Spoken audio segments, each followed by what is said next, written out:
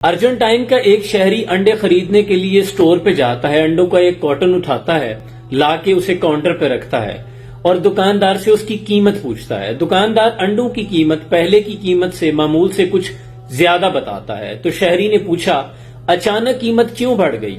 تو اس پر دکاندار نے کہا کہ جو پیچھے سے ڈسٹریبیوٹر ہیں انہوں نے انڈوں کی قیمت بڑھا دی ہے۔ اس پر شہری نے خاموشی کے ساتھ وہ کارٹن اٹھایا، جہاں سے اس نے اٹھایا تھا وہیں پہ جا کے واپس رکھا اور آ کر کہنے لگا کہ میں انڈوں کے بغیر بھی زندہ رہ سکتا ہوں، مجھے انڈوں کی ضرورت نہیں۔ اس کے بعد یہ کام ہر شہری نے بغیر بائیکاٹ، بغیر کوئی مہم چلائے، بغیر ہڑتال کیے کیا، کیونکہ انہوں نے سمجھا یہ کمپنیاں ہمیں بلیک میل کر رہی ہیں۔ اور آپ سوچیں کہ نتائج کیا ہوں گے۔ ابھی ہفتہ نہیں گزرا تھا کہ جب ڈسٹریبیوٹرز دوبارہ دکانوں پہ سٹورز پہ انڈے دینے کے لیے آئے تو سٹور مالکان نے انڈے لینے سے انکار کر دیا کہ جو پہلا سٹاک ہے وہ ابھی تک گوداموں میں پڑا ہوا ہے، وہ سیل نہیں ہو رہا۔ اس پر جو کمپنیاں تھی، پولٹری فارم کی تھی، جو آنرز تھے، انہوں نے کہا ضد پہ اصرار کرتے ہوئے کہ کوئی بات نہیں، جب لوگوں کو ضرورت پڑے گی نا تو یہ خود ہی انڈوں کی خریداری معمول پہ آ جائے گی، لوگ خریدنا شروع کر دیں گے۔ رہنے دے، ابھی ضد کر رہے ہیں، پرائس کم نہیں کی گئی، لیکن لوگ اپنی ضد پہ اڑے ہوئے تھے کہ ہم انڈے نہیں خریدیں گے۔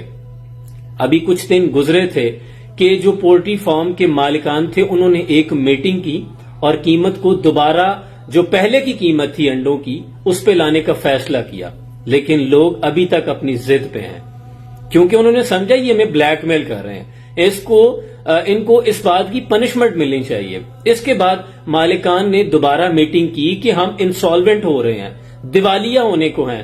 پھر انہوں نے آ کے میڈیا چینلز پہ ارجنٹائن کے لوگوں سے معافی مانگنے کی پیشکش کی اور جو انڈوں کی پہلی قیمت تھی اس سے بھی 1/4 کم کیا۔ اس پر لوگ رضامند ہوئے۔ یاد رکھیں، قومیں اپنے مستقبل کا فیصلہ خود کرتی ہیں۔ حضرت علی سے ایک مرتبہ پوچھا گیا، مکہ مکرمہ میں کشمش مہنگی ہو گئی تو آپ سے آگے کہا گیا کہ اس کی قیمت بڑھ گئی ہے، تو آپ نے کہا کہ کشمش کی جگہ کھجور کا استعمال کر دو، جب اس کی مانگ کم ہو جائے گی تو قیمت خود بخود ڈاؤن ہو جائے گی۔ ابراہیم بن ادم سے پوچھا گیا کہ گوشت مہنگا ہو گیا، کچھ اشیاء خوردونوش مہنگی ہو گئی ہیں، تو آپ نے کہا کہ سستی کر دو۔ لوگوں نے پوچھا کیسے؟ آپ نے کہا خریداری چھوڑ دو۔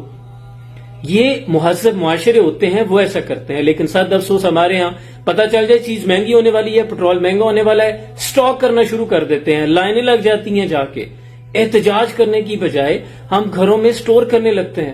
اس قوم کا اللہ ہی حامی و ناصر ہے۔ سلام پہنچے۔